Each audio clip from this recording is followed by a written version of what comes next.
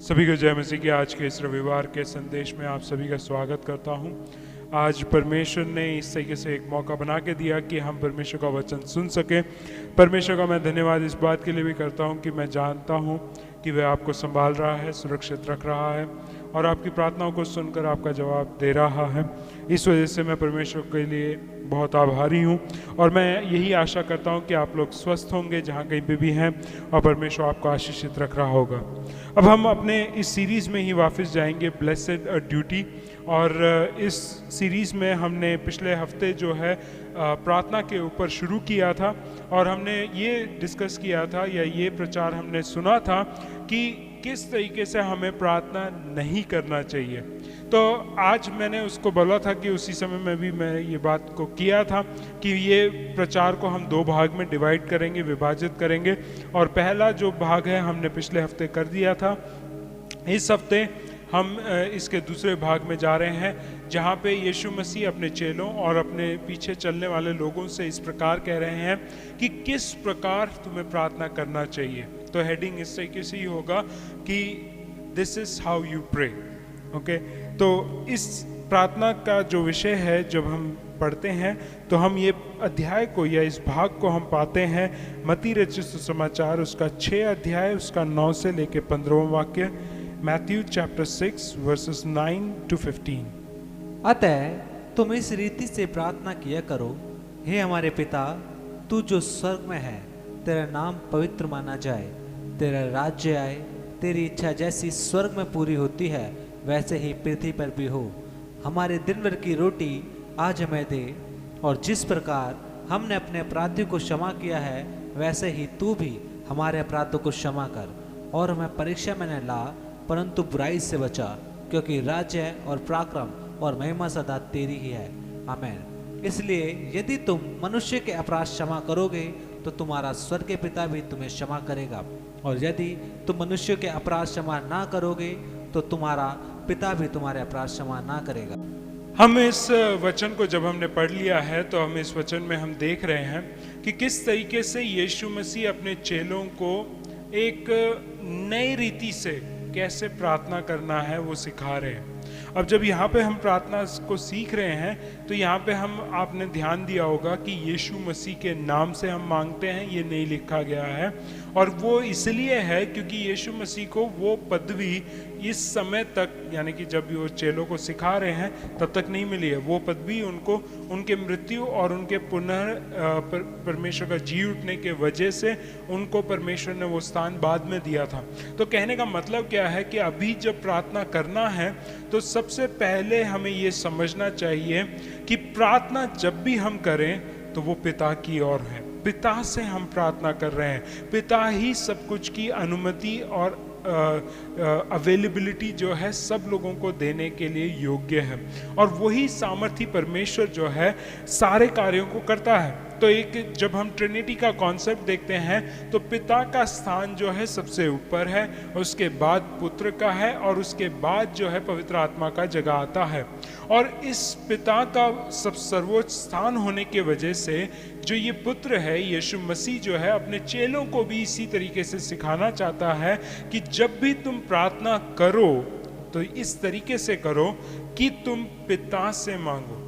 ठीक है, तो सबसे पहले हमें प्रार्थना में, जब हम प्रार्थना को अगर डिवाइड करें कि क्या क्या एक अच्छे प्रार्थना में होना चाहिए या क्या क्या चीज़ों को यीशु मसीह के अनुसार, जिसको हम लॉर्ड्स प्रेयर कहते हैं, उसके अनुसार हमारी प्रार्थनाओं में किन किन चीज़ों का होना बहुत ज़रूरी है। सबसे पहले हम अपने पिता से, स्वर्गीय पिता से, उनसे हम प्रार्थना करें। तो ये बात का जो प्रमाण है इस बात में पता चल रहा है जब हम ये वाक्य पढ़ते हैं, हे हमारे पिता तू जो स्वर्ग में है। ये बात मानना जरूरी है कि स्वर्ग में ही पिता जो है, परमेश्वर जो है वो होते हैं, और वहाँ पे रहते हुए भी हम उसका नाम जो है पवित्र मानना है। जो सबसे पहला पार्ट है उसी को मैं कंसंट्रेट करके अभी थोड़ी देर समझाना चाहूँगा कि पिता जो है, पिता से हमें प्रार्थना करना है, और वो पिता कहाँ पे है?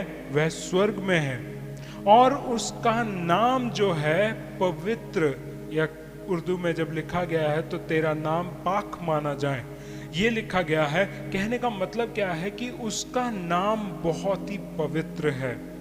ये बात का अगर प्रमाण और अगर आपको डिटेल में समझना है तो पुराना नियम अगर आप पढ़ेंगे तो यहूदी लोग जो है यहोवा परमेश्वर को जो है या जो पिता का जो व्यक्तित्व है उसको इतना पवित्र मानते थे कि जहाँ कहीं पे भी यहोवा का नाम आता था वे उसी कलम से जिससे वो लिख रहे थे उससे नहीं लिखते थे, लेकिन यहोवा के लिए अलग से एक कलम उठाते थे, अलग से एक इंक रखा गया था, अलग से उसको लिखा जाता था।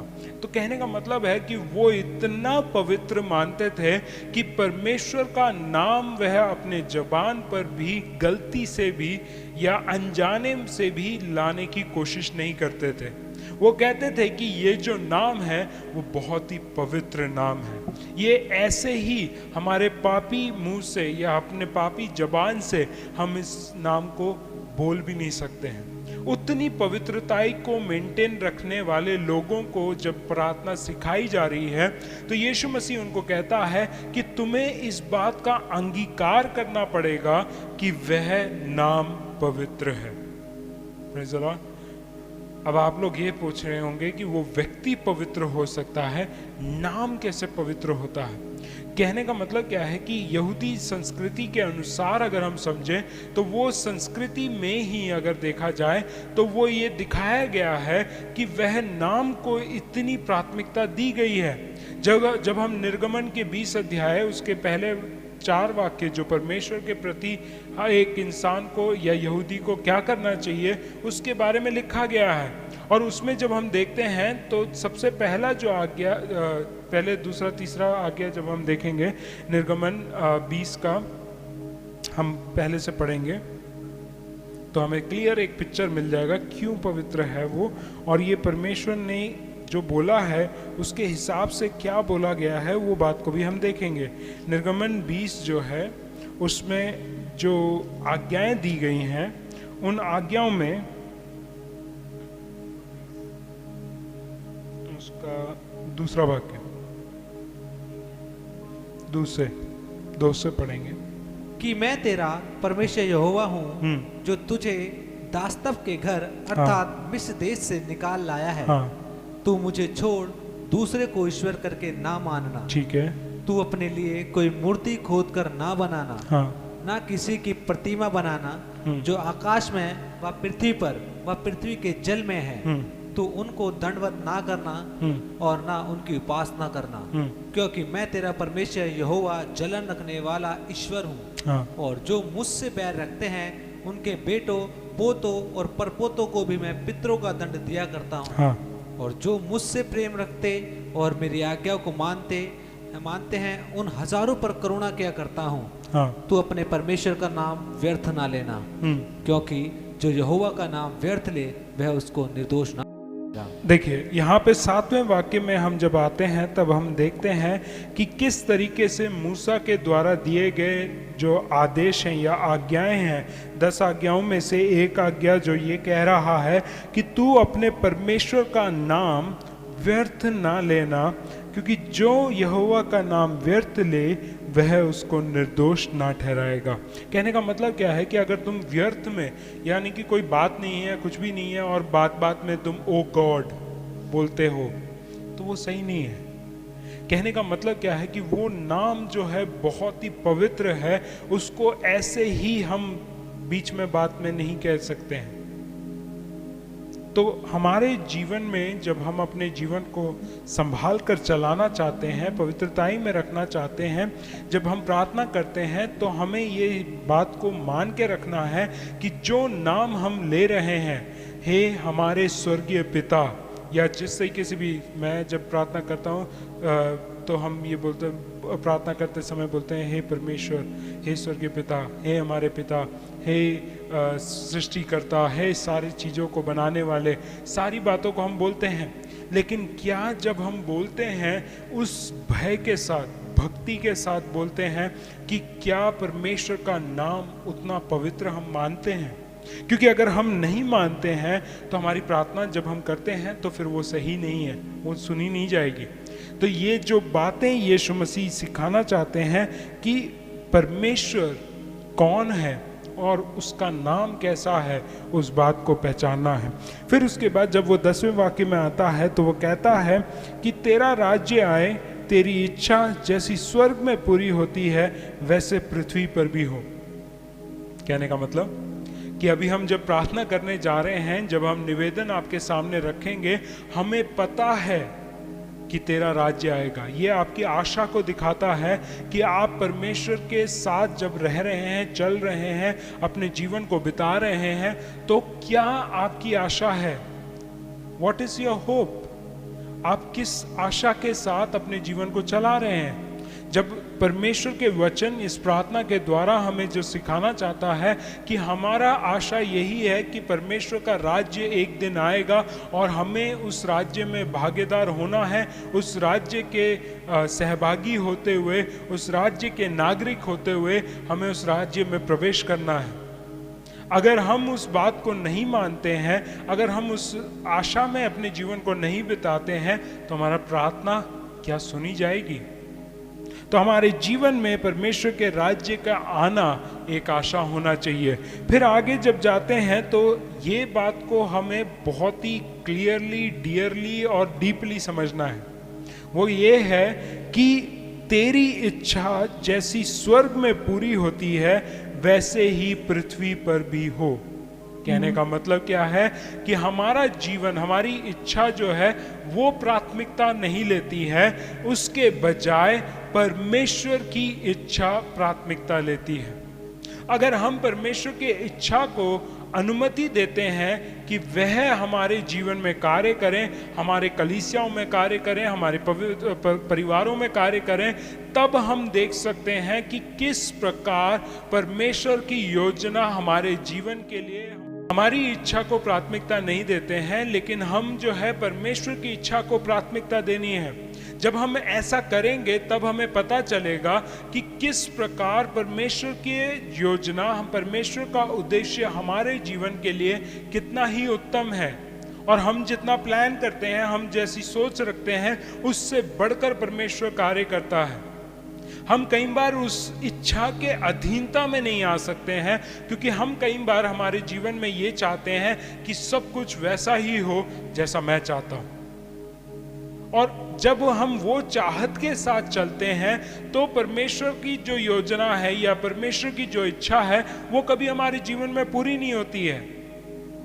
इसलिए हम सबसे पहले जब भी हम प्रार्थना करें, उसमें शुरुआत में ही हम अपने जीवन को परमेश्वर के हाथ में समर्पित करते हुए कहें कि मेरी इच्छा नहीं परमेश्वर, लेकिन तेरी इच्छा पूरी हो जाए। और जब हम वो कार्य, वो उस समर्पण को दिखाएंगे, तब परमेश्वर की जो कार्य जब हमारे जीवन में होगी, तब हम उसको पूर्ण रीति से महिमा दे सकते हैं। देखिए, हम ये नहीं कह रहे हैं कि आपके प्रार्थना निवेदनों को आप परमेश्वर के सामने ना रखें, आप रखिए, लेकिन जो निवेदन, जो जरूरत है उसको रखें। हम ये ना करें कि हम परमेश्वर को निर्देश देना शुरू कर दें, परमेश्वर ऐसा कर दे, परमेश्वर वैसा कर दे, परमेश्वर ऐसा हो जाए, वैसा हो जाए, आप ये कर दीजिए, आप वो कर दीजिए। आप लगा के आप उनसे काम करवा रहे हैं। आपके नौकर नहीं है परमेश्वर, या आपका कोई दास नहीं है परमेश्वर कि आप उनको आदेश दे रहे हैं। आप उनके संतान हैं, आप उनसे मांग रख रहे हैं। अब मांग जब रखते थे, जब मैं अपने बचपन की बात करूं, तो इस तरीके से मैं अपने पिता के पास जाके बोलता था कि मेरे को एक पेंसिल की ज़रूरत है, बस। उसके बाद मैं ये नहीं बोल सकता दे दो, मुझे अभी चाहिए, मुझे ये चाहिए, ये वाला पेंसिल चाहिए, ये वाला नहीं है। अगर ऐसा करने लगा तो मुझे सही में मुझे पता है कि एक हाथ जो 2.5 किलो से ज़्यादा भारी है वो मेरी तरफ को आएगा और मुझे चोट लगाएगा। तो मैं वो नहीं करता था। क्यों? क्योंकि मैं जानता हूं कि मेरा मांगना ही काफ़ी है और मेरे निवेदन को परमेश्वर, मेरे पिता के पास पहुंचाना है, और मेरा पिता उसके बाद करे ना करे उसकी इच्छा है। क्योंकि देखिए, अल्टीमेटली अगर मैं अभी उस बात को पूरी तरीके से समझ सकता हूँ, क्योंकि पिताजी जो हैं वो पैसा कमाते थे और वो एक महीने का बजट लेके चलते थे, और उस बजट के हिसाब से अगर मेरा चीज जो भी मैं चाह रहा हूं वो आ सकता है तो आ जाएगा, नहीं आ सकता है तो नहीं आएगा। इसलिए परमेश्वर पिता के सामने भी हम ये ना सोचे कि उनके पास भी बजट होता होगा, नहीं, लेकिन मैं वैसा नहीं कह रहा हूं, लेकिन हम ये समझना चाहिए परमेश्वर पिता अपने समय में सब कुछ खूबसूरत बनाता है। हमें ये बात के ऊपर भरोसा करना है, हमें इस बात के ऊपर अपने जीवन को समर्पित करना है और कहना है कि हाँ परमेश्वर तेरी इच्छा जैसी है वैसे ही हो जाए। अब कई बार हम प्रार्थना करते हैं कुछ विषय के लिए और हम डिमांड क्या करते हैं कि अभी होना चाहिए, उसके बजाय हम ये बात को ये प्रार्थना करना चाहिए, परमेश्वर ये मेरी जरूरत है, जब तेरा समय आए तब पूरा हो जाए। क्योंकि जब उसका समय आएगा, जब वो कार्य करेगा, वो अपने इच्छा के अनुसार जब कार्य करेगा, वो सबसे उत्तम हमारे जीवन में देगा। आगे जब हम जाते हैं तो वो कहता है प्रार्थना में कि हमारे दिन भर की रोटी आज हमें दे। परमेश्वर को पता है कि हर एक मानव जाति को भोजन आवश्यक है, एक नेसेसिटी में आता है। रोटी, कपड़ा और मकान कहते हैं, लेकिन परमेश्वर को पता है कि कपड़ा और मकान तो नौकरी करेगा तो भी आ जाएगा, लेकिन रोटी जो है वो उसको मिलना बहुत जरूरी है। कुछ लोग काम करते रहते हैं, इतनी मेहनत करते रहते हैं, लेकिन वो दिन भर की रोटी भी ठीक से नहीं खा पाते हैं। टेंशन इतना होता है, स्ट्रेस इतना होता है, इतनी परेशानियां और इतने सारी समस्याओं से घिरे रहते हैं कि वो खाना भी ठीक से नहीं खा पाते हैं, कई बार भूखे पेट ही सो जाते हैं। लेकिन परमेश्वर क्या कह रहा है कि हर एक दिन की रोटी, हर एक दिन का भोजन, हर एक दिन की जो आवश्यकता है वो हमें दे दे। रोटी से यही वो समझाना चाह रहा है, जरूरत है और वो जरूरत आज की है तो आज ही हमें दे। जैसे आज मुझे सांस लेना है, मैं ये नहीं कह सकता कि आज चलो मैं सांस की छुट्टी कर देता हूँ, कल से मैं सांस ले लूंगा, ऐसे नहीं हो सकता। मुझे आज चाहिए तो मैं परमेश्वर से ये प्रार्थना करना चाहिए कि मुझे जो आज जरूरत है, सांस लेना है, तो मुझे आज ही दे। वो कल नहीं मांग सकते हैं, वो आज ही मांग सकते हैं। तो जैसे आज का रोटी है, आज का भोजन है, आज की सुरक्षा जो है, आने जाने में परमेश्वर की सुरक्षा जो है, वो मुझे आज ही मांगना है और आज ही चाहिए। उसके लिए मैं ये नहीं वेट कर सकता, परमेश्वर से ये नहीं बोल सकता कि परमेश्वर कल दे देना, कोई बात नहीं, आज मिले नहीं मिले तो चलेगा। नहीं हो सकता, क्योंकि आज की जरूरत है मेरी वो, और वो जरूरतों को आज ही परमेश्वर पूरा करता है। हमारे साथ प्रॉब्लम क्या होती है कि जब हम निवेदन रखते हैं परमेश्वर के सामने, हम जरूरत चाहत में फर्क नहीं कर पाते। जरूरत होता है जिसके बिना जिंदगी नहीं चल सकती है, या जिसके बिना परेशानी हो सकती है। चाहत क्या है, अगर वो हो ना हो तो भी हम जिंदा रहेंगे, लेकिन अगर वो मिल जाए तो हमारा जिंदगी थोड़ा लेवल बढ़ जाएगा। इसलिए हम चाहत के लिए प्रार्थना ना करें कि मैं ये चाहता हूँ, ये हो जाए, वो हो जाए, ये मिल जाए, ये वो कर दिया जाए। उसके बजाय हम अपनी ज़रूरतों को जानें कि परमेश्वर ये मेरी ज़रूरत है, ये आज की ज़रूरत है, ये मुझे आज प्रदान कर। कल की ज़रूरत के लिए प्रार्थना करने के लिए नहीं कह रहा परमेश्वर। आज का दुख, आज की परेशानी, आज का ज़रूरत वो काफ़ी है। आज में जियो, प्रेजेंट में जियो, अभी में जियो, ना बीते हुए कल में जियो, ना आने वाले कल में जियो, लेकिन आज जो परमेश्वर ने जो दिन दिया है उस दिन के अनुसार अपने जीवन को बिताएं।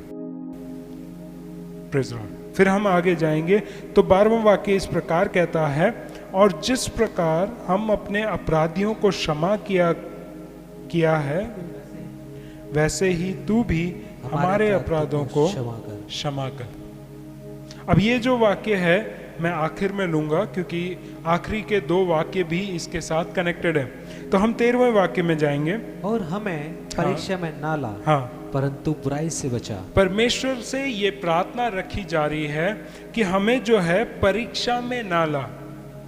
ठीक है, टेम्पटेशंस इंग्लिश में अगर देखा जाए, क्योंकि यहाँ पे अगर आप बोलोगे कि परीक्षा में मत लेके जा बोला लिखा है, तो परमेश्वर जब हमारी परीक्षा लेता है तो फिर वो गलत हो जाता है। नहीं, यहाँ पे टेम्पटेशंस की बात हो रही है। जब हम इंग्लिश में पढ़ते हैं do not take us through temptation, English में लिखा गया है, और उसके बाद कहा है कि हमें ईवल से बचा लें, बुराई से बचा लें। तो टेम्पटेशंस जो हैं उससे ना जाने के लिए परमेश्वर बता रहा है। अब टेम्पटेशन का कॉन्सेप्ट अगर समझना है तो हम जाएंगे याकूब की पत्री, उसका 1 अध्याय, उसका 12 से हम पढ़ेंगे। याकूब की पत्री 1 अध्याय, उसका 12वां वाक्य से हम पढ़ेंगे। वहाँ पे याकूब बताता है अपनी पत्री में, और अपने पढ़ने वाले लोगों को ये समझाता है कि परीक्षा किस प्रकार से होती है, और अगर परीक्षा से होकर भी जाना पड़ता है, उसमें से अगर हम निकल के आ जाते हैं तो हमें क्या मिलेगा, वो सारी बातों को उसमें लिखा गया है। तो हम 1 का 12 से पढ़ेंगे। धन्य है वह मनुष्य जो परीक्षा में स्थिर रहता है। धन्य है वो व्यक्ति जो परीक्षा में स्थिर रहता है। फिर क्योंकि हाँ, वह खरा निकलकर जीवन का वह मुकुट पाएगा। वो खरा निकलकर जीवन का मुकुट पाएगा, जिसकी प्रतिज्ञा हाँ प्रभु ने अपने प्रेम करने वालों से को दी है। ये प्रॉमिस केवल परमेश्वर ने उन लोगों के लिए की है जो लोग परमेश्वर से प्रेम करते हैं। ठीक है, आगे पढ़ेंगे। जब किसी की परीक्षा हो हाँ, तो वह यह ना कहे हाँ, कि मेरी परीक्षा परमेश्वर की ओर से होती हाँ, है। तो ये समझ लीजिए पहली बात कि परमेश्वर के द्वारा आपकी परीक्षा नहीं होती है। जब भी आप किसी परीक्षा में से होके जा रहे हैं, यार परमेश्वर देखो मेरे साथ क्या टेस्ट ले रहा है, मेरे साथ क्या परीक्षा ले रहा है, मैं तो समझ ही नहीं पा रहा हूँ कि क्या हो रहा है, परमेश्वर ऐसा क्यों कर रहा है। तो ऐसे ना बोलें, क्योंकि परमेश्वर का वचन कहता है कि कोई भी परीक्षा जो है वो परमेश्वर की ओर से नहीं होती है। फिर क्योंकि हाँ, ना तो बुरी बातों से हाँ, परमेश्वर की परीक्षा हो सकती है, हाँ, और ना वह किसी की परीक्षा आप करता है। ठीक है, अगर बुरी बातों से आप कोशिश कर रहे हैं कि परमेश्वर की परीक्षा करने के लिए, परमेश्वर तू जीवित है तो प्रूव करके दिखाओ कि आज ये जो व्यक्ति है, जो मेरा दुश्मन है, इसको तुम मार के दिखाओ। यानी कि बुराई करवाने के लिए परमेश्वर से तुम बोल रहे हो, और उस परीक्षा के थ्रू तुम परमेश्वर की परीक्षा लेना चाहते हो, टेस्ट करना चाहते हो या अटेम्प्ट करना चाहते हो। लेकिन परमेश्वर का वचन कह रहा है तुम अगर कोई भी बुराई से भी अगर परमेश्वर की परीक्षा लेना चाहो तो नहीं ले सकते हो। और उसी प्रकार कह रहा है कि परमेश्वर भी बुरी चीजों से किसी की भी परीक्षा नहीं लेता है। आगे, परंतु प्रत्येक व्यक्ति अपनी ही अभिलाषा में खींचकर और फंसकर परीक्षा में पड़ता है। परंतु हर एक व्यक्ति अपनी ही अभिलाषा में खिंचकर और फंसकर परीक्षा में पड़ता है। तो समझ लीजिए, मैं इतना ही बोल के अभी समाप्त करना चाहूंगा उधर उस भाग को। आप आगे भी पढ़ सकते हैं और आपको समझ में आ जाएगा कि और क्या क्या कैसे पाप में गिरते हैं और परीक्षा किस तरीके से पाप को जन्म देती है। वो सब कुछ आप उस बात में, उस भाग में पढ़ सकते हैं, या याकूब की पत्री 1 अध्याय उसका 12 से लेके आप पढ़ सकते हैं। लेकिन मेरा कॉन्सेप्ट जो मैं समझाना चाहता हूं कि परीक्षा जो है, हर एक व्यक्ति अपने खुद की अभिलाषा के वजह से उसमें फंसकर, उसमें खिंचकर वो परीक्षा में गिरता है। इसलिए कभी भी हम ये ना बोलें कि परमेश्वर मेरी परीक्षा ले रहा है, लेकिन हम खुद ही अपनी अभिलाषाओं के वजह से उन परीक्षाओं में गिर जाते हैं। ठीक है, फिर हम आगे जब देखते हैं तो वो कहता है कि बुराई से हमें बचा। वो परमेश्वर हमारी सुरक्षा करने वाला परमेश्वर है, वह जीवित है, वह सामर्थी है, और जो भी बुराई हमारे चारों तरफ है उन सभी से हमें सुरक्षित रखने की सामर्थ परमेश्वर के अंदर है। और इसीलिए हम ये बात के लिए प्रार्थना करते हैं, चलो परीक्षा के ऊपर जो कार्य करना है वो मेरे ऊपर है, मुझे वर्क अपॉन माई सेल्फ है। लेकिन जो बुराई बाहर से आती है उसमें मैं कुछ नहीं कर सकता हूँ, मेरे जीवन के वजह से नहीं है। लेकिन बुरी ताकतें या अंधकार की सामर्थ, अंधकार का व्यक्ति, वो शैतान जो है, वो मेरे विरोध में अगर कार्य कर रहा है, उसमें से परमेश्वर ही मेरे को सुरक्षा दे सकता है। इसका बढ़िया एग्जाम्पल अगर देखना है, अय्यूब के जीवन को हम देख सकते हैं। अय्यूब के जीवन में परमेश्वर ने उसके सारी संपत्ति, परमेश्वर ने उसके सारे परिवार को, परमेश्वर ने उसके खुद के जीवन को भी अपनी सुरक्षा में बनाए रखा था। शैतान ने बोला कि इसको एक बार अपनी सुरक्षा हटा के दिखा, फिर देखिए तुम्हारे विरोध में कैसे बोलता है। उसकी संपत्ति गई, उसके बच्चे गए, उसके शरीर में बीमारी भी आ गई, लेकिन परमेश्वर ने तब भी उसके प्राण के ऊपर हाथ लगाने का अनुमति नहीं दिया। कहने का मतलब परमेश्वर ने तब भी उसकी प्रोटेक्शन कर रखी थी। कहने का तात्पर्य यह है कि हम क्या परमेश्वर से प्रार्थना करते हैं कि मेरे प्राण की रक्षा कर, बुराई से मुझे बचा के रख, शैतान से मुझे बचा के रख? क्या हम ये प्रार्थना करते हैं अपने डेली प्रेयर में? अब हम नहीं करते हैं, इसी वजह से कई बार शैतान हमारे जीवन में कार्य करके हमारे जीवन में नुकसान करके चला जाता है। हम परमेश्वर के ऊपर डिपेंडेंट नहीं हैं, हम परमेश्वर के ऊपर आश्रित नहीं हैं, हम परमेश्वर से कुछ चाहते नहीं हैं, हम परमेश्वर पे भरोसा नहीं करते हैं, हम परमेश्वर पे विश्वास नहीं रखते हैं, और हम परमेश्वर से प्रार्थना तो जो करते हैं वो हमारा सिर्फ एक भिखारी की प्रार्थना है, दे दे दे दे दे दे, बस मांगते ही रहते हैं। हम जो परमेश्वर है, जैसा परमेश्वर कार्य करना चाहता है, जैसे सामर्थ के साथ परमेश्वर कार्य करता है, वो सामर्थ हम देखना नहीं चाहते हैं। परमेश्वर तू मुझे दंड दे जब मैं गलत करता हूं, कह सकते हैं? नहीं, हम तो आशीष ही चाहते हैं, सिर्फ हम तो चंगाई चाहते हैं, हम शांति चाहते हैं, हम आनंद चाहते हैं। हम कभी भी ये नहीं चाहते कि परमेश्वर तू मुझे करेक्ट कर जब मैं गलत जाता हूं, चाहे तेरे वचन से, चाहे तेरे सोटे से, चाहे तेरे लाठी से, तू मुझे शांति दे। हम प्रार्थना नहीं करते हैं वो, क्योंकि हमें चाहिए कि परमेश्वर हमारे लिए सब कुछ अच्छा अच्छा अच्छा अच्छा, बहुत ही आनंदमय जीवन होना चाहिए। लेकिन परमेश्वर का वचन सिखाता है कि जब हम अपने आप को परमेश्वर में बनाए रखते हैं, वो हमें सुरक्षा प्रदान करता है। लेकिन अगर हम उसके रास्ते को भटक कर चले जाते हैं, जब तक हमारे सर पे पीछे एक नहीं लगता है, तब तक हमें एहसास नहीं होता कि हम गलत डिसीजन पे चल रहे हैं। तो हम चाहते हैं कि परमेश्वर हमारे जीवन में कार्य करें, हमें परीक्षा में ना लेके जाएं, परंतु बुराई से भी हमें बचा के रखें, क्योंकि राज्य, पराक्रम और महिमा सदा तेरी ही है। आमीन। प्रार्थना उस तरीके से खत्म कर रहे हैं कि सारा आदर, मान सम्मान, सारा पराक्रम, सारा राज्य, सारी महिमा तेरा ही है और किसी का नहीं है, हम तुझे ही देते हैं। उसके बाद वो प्रार्थना को समाप्त करते हैं। लास्ट में जो है, मैं 12वां वाक्य मैंने छोड़ा था और 14-15 वाक्य छूटा हुआ है। उसमें एक कॉन्सेप्ट कि प्रार्थना तुम्हारी सुनी जानी चाहिए, तो तुम भी अपने अपराधियों को क्षमा करो। जब तक तुम अपने अपराधियों को क्षमा नहीं करते हो, तुम्हारी प्रार्थना स्वीकार नहीं की जाएगी। जब तक तुम किसी के प्रति कोई रोष, कोई घृणा, कोई जलन रखते हुए या किसी के प्रति कोई बुराई सोचते हुए अपने जीवन में रखकर तुम प्रार्थना कर रहे हो, तो कभी भी वो प्रार्थना सुनी नहीं जाएगी। अपने हृदयों को हल्का करें, अपने हृदयों में इन लोगों को जिनके प्रति आपको गुस्सा है, जो अपराधी हैं आपके, उन लोगों को आप फ्री कर दें, सेट देम फ्री। अपने बंदी गृह, जो हृदय रूपी बंदी गृह या दिमाग रूपी बंदी गृह में आपने इन लोगों को संभाल के रखा हुआ है, इनको आज़ाद कर दो, इनको क्षमा कर दो।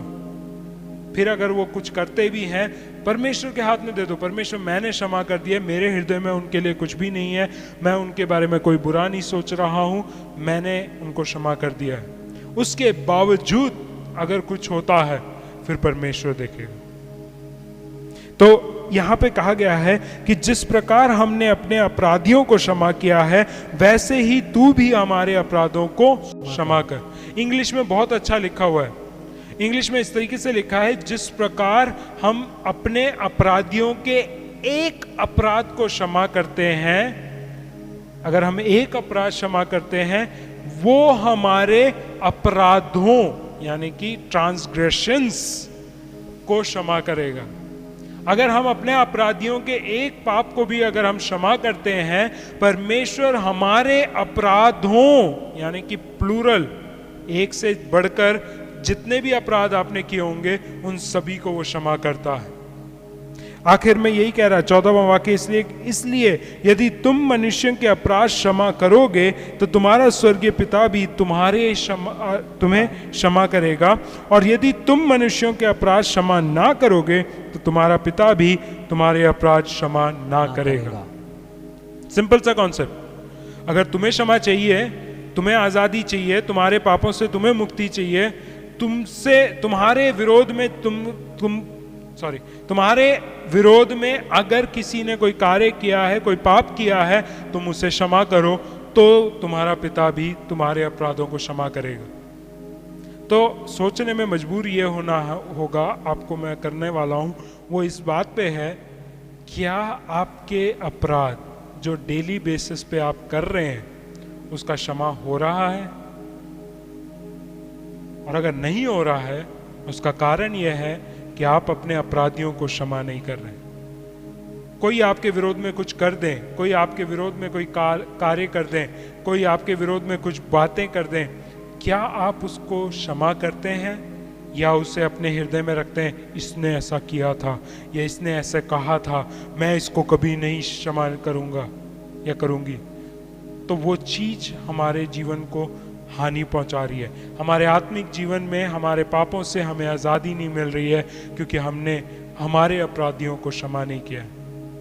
तो ये प्रार्थना जो है, अगर संक्षिप्त में, कंसाइज में मैं कंक्लूजन में लेके आऊं तो यही समरी आती है कि जब भी प्रार्थना करो, पिता से प्रार्थना करो। वो स्वर्ग में है, उस पिता से प्रार्थना करो। अपने पृथ्वी के पिता से नहीं, स्वर्गीय पिता से हम प्रार्थना करें। फिर उसके बाद जब प्रार्थना करें तो हमें एक रेवरेंस होना चाहिए परमेश्वर के लिए कि उसका नाम पवित्र है। हम व्यर्थ में उसका नाम ना लें।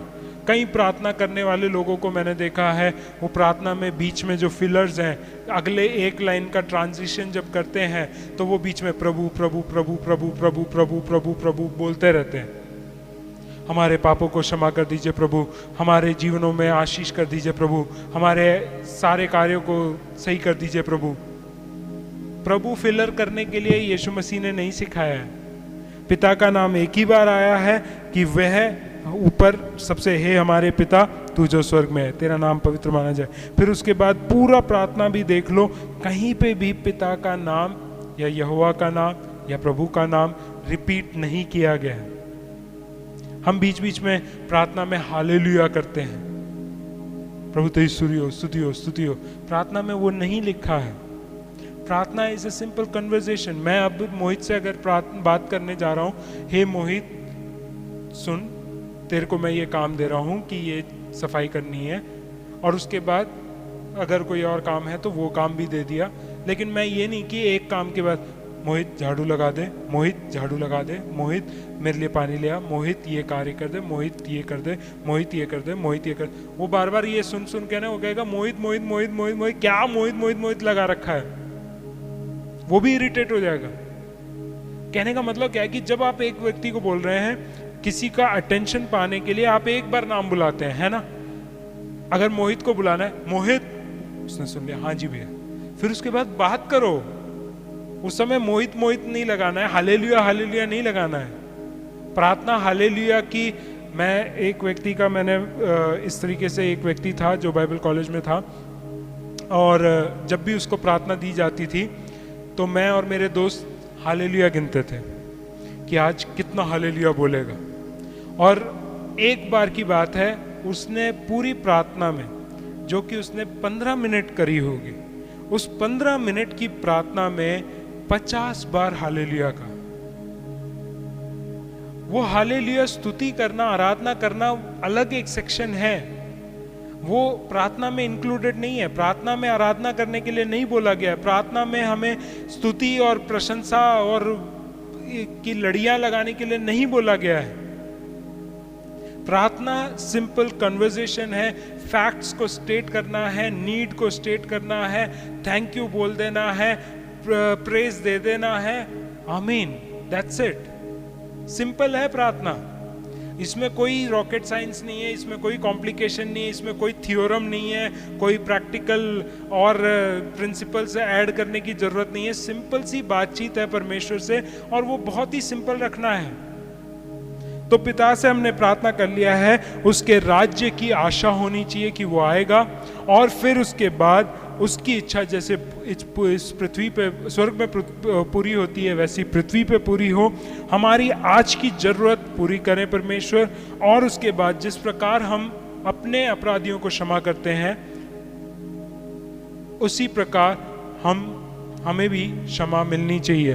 फिर आखिर में इतना ही लिखा गया है कि हमें परीक्षा में ना ला और बुराई से हमें बचा ले। सारा राज्य, पराक्रम, महिमा सदा उसी को मिले। बाद में हम याद करें कि परमेश्वर जो है हमारे जीवन में जब कार्य करना चाहता है तो वो प्रार्थना को सुनता है, और हमारी प्रार्थना किस प्रकार की होनी चाहिए वह यीशु मसीह ने हमें सिखा दिया है। इस बातों को मानते हुए हमारी प्रार्थना को हम करें। हमारे अपराधी जो 3 वाक्य आज के भाग जो पढ़े गए भाग में 3 वाक्य हमें एम्फेसिस कर रहा है, अपराधियों को क्षमा करो तो तुम क्षमा किए जाओगे। अगर हम क्षमा प्राप्त नहीं करते हैं तो पापियों की प्रार्थना परमेश्वर नहीं सुनता है। फिर चाहे आपकी जरूरत कितना भी इंपॉर्टेंट हो, कितनी भी अर्जेंट हो, कितना भी अभी चाहिए हो, वो नहीं होगा, क्योंकि आप अपराधी हैं या पापी हैं। तो इसलिए अपने पापों को क्षमा प्राप्त करें। पापों की क्षमा केवल ये बोलने से प्रभु मेरे पापों को क्षमा कर दीजिए क्षमा नहीं मिलेगी। जिस प्रकार आप अपने अपराधियों को क्षमा करते हैं उसी प्रकार आपके अपराध भी क्षमा किए जाएंगे। इन बातों को याद करते हुए कि ये हमारी ड्यूटी है, प्रार्थना करना हमारी ड्यूटी है, उस ड्यूटी को हम सही तरीके से फॉलो करने पाए, इसलिए परमेश्वर ने अपने चेलों को और उसके पीछे चलने वाले लोगों को ये सिखाया कि किस प्रकार प्रार्थना करनी है। हम भी इन बातों को स्मरण करते हुए, इनको याद करते हुए अपने प्रैक्टिस में लेके आए कि हम इस ड्यूटी को, जो कर्तव्य है प्रार्थना करने का, सही तरीके से निभाएं। हम अपने आंखों को बंद करेंगे और हम प्रार्थना करेंगे। स्वर्गीय पिता परमेश्वर, हम धन्यवाद के साथ आपके चरणों में आते हैं। धन्यवाद करते हैं कि परमेश्वर आप जो स्वर्ग में हैं, आपका नाम पवित्र माना जाए। परमेश्वर, तेरा राज्य की आगमन की हम आशा लगाए हुए हैं। हम चाहते हैं कि तेरी इच्छा पूरी हो। सारे निवेदनों को जो हम अभी रखने वाले हैं उसमें आपकी इच्छा पूरी होने पाए। परमेश्वर, आपके वचन के लिए हम धन्यवाद करते हैं। आपने अनुग्रह किया और हमको आज सिखाया कि किस तरीके से हमें प्रार्थना करना चाहिए, और उससे बढ़कर परमेश्वर सबसे महत्वपूर्ण बात जो हमें सीखने को मिला है वो ये है कि परमेश्वर, हम अपने अपराधियों को जिस प्रकार क्षमा करते हैं उसी प्रकार आप हमारे अपराधों को क्षमा करते हैं। हमें सिखा दीजिए कि किस प्रकार हमारे जीवन को होना चाहिए, चलना चाहिए, बढ़ाना चाहिए। परमेश्वर, आपकी सामर्थ को हम चाहते हैं ताकि हमारे जीवन में कार्य हो जाए। एक और बार सारे लोगों को आपके हाथ में समर्पित करते हैं। जो लोग निर्णय लेते हैं इस प्रकार प्रैक्टिस करने के लिए प्रार्थना को, उनके जीवन में आप आशीष और अपनी सामर्थ, अपनी बुद्धि को प्रदान कीजिए। और जो लोगों ने निर्णय नहीं लिया है, परमेश्वर उनसे आप बातचीत करें। एक और बार सारी बातों को आपके हाथ में देते हुए आप ही की इच्छा को पूरा होते हुए देखना चाहते हैं। आदर मान सम्मान आप ही को देते हैं। मांगते हैं प्रार्थना विनती प्रभु यीशु मसीह के नाम से, आमीन। एक और बार परमेश्वर का धन्यवाद करना चाहता हूँ, और मैं ये बात को एक और बार दोहरा के कहना चाहता हूँ, अगर ये वचन के द्वारा आपको आशीष मिला है तो ये आशीष अपने तक सीमित ना रखें, औरों को भी बांटें ताकि वे भी आशीषित हो जाएं। परमेश्वर आपको जहाँ कहीं पे भी रखें, सुरक्षित रखें, स्वस्थ रखें, आशीषित रखें। सभी को जय मसीह।